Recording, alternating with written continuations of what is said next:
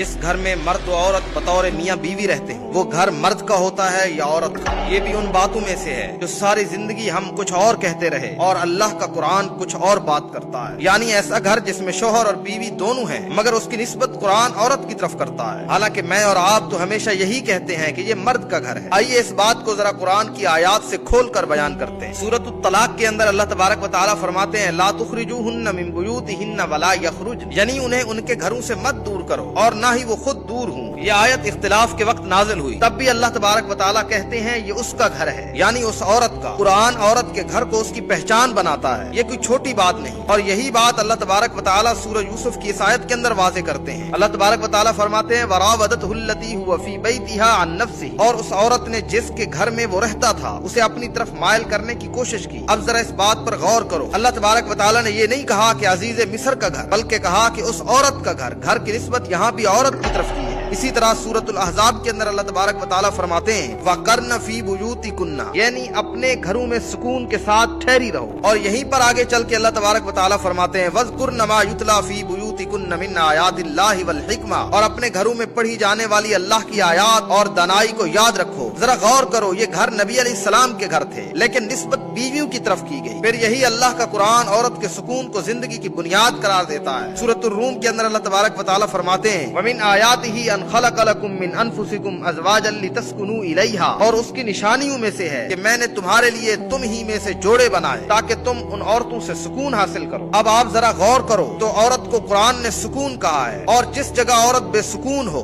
وہ جگہ کبھی بھی گھر نہیں ہوتی۔ تو آؤ اور خود سوچو، روز کہتے ہو کہ یہ میرا گھر ہے، لیکن سچ یہ ہے یہ وہ جگہ ہے جہاں عورت نے اپنی ہنسی دفن کی ہے۔ اس کو آباد کرنے کے لیے اس نے اپنے خواب سمیٹے، اس نے اپنی خاموشی کو عبادت بنایا۔ آپ باہر کی دنیا سے تھک کر آتے ہیں اور گھر کو مسکن کہتے ہیں جس کا معنی سکون کی جگہ ہوتا ہے، لیکن وہ عورت گھر میں رہ کر تھکتی رہتی ہے اور پھر بھی مسکرا کر تمہیں خوش آمدید کہتی ہے۔ اور آپ جب اس گھر میں جس کو قرآن عورت کا گھر کہتا ہے آپ اس گھر میں داخل ہوتے ہیں تو ایک جملے سے اس کا پورا دن خراب کر دیتے ہیں اور سمجھتے ہیں کہ میں نے ہاتھ تو نہیں اٹھایا، میں ظالم نہیں ہوں، جبکہ آپ خود بھی جانتے ہیں کہ بعض زخم جو لفظوں سے لگتے ہیں وہ بہت گہرے ہوتے ہیں۔ آپ مرد ہیں، آپ کی طاقت آواز بلند کرنے میں نہیں بلکہ دل کو محفوظ کرنے میں ہے۔ اگر اس کے اپنے گھر میں اس کا دل ڈر جائے تو آپ نے اللہ کی امانت والے گھر کو خوف کی جگہ بنا دیا، یعنی وہ گھر جس کو اللہ نے عورت کا کہا آپ نے اس عورت کے گھر میں اس عورت کو ڈرا کے رکھا۔ اگر اسی عورت نے اسی گھر میں خود کو بے قدر محسوس کیا تو یاد رکھیں آپ نے اسے نہیں بلکہ اپنے ایمان کو کمزور کیا ہے، کیونکہ نبی علیہ السلام نے مرد کی پہچان نماز سے یا روزے سے نہیں جوڑی بلکہ یہ فرمایا کہ تم میں سے سب سے بہتر وہ ہے جو اپنے گھر والوں کے لیے بہتر ہو۔ یہ بات سخت ہے کیونکہ یہی بات سچ ہے۔